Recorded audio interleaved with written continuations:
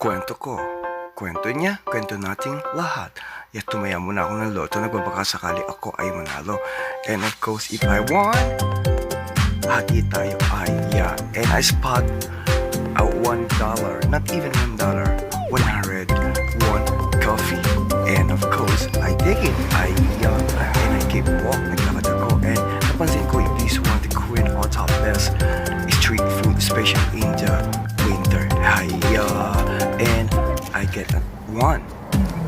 Of course, I'm hungry. Nagugutom ako. Ika nga, pakainin ang nagugutom. Painungin ang nanguhaw. That's the idea. It's like delicious. And of course, kain na ako. And I feel hungry and I feel thirsty. I get my coffee and the Korean best all top. Street food. Is your Korean angel? See you next time.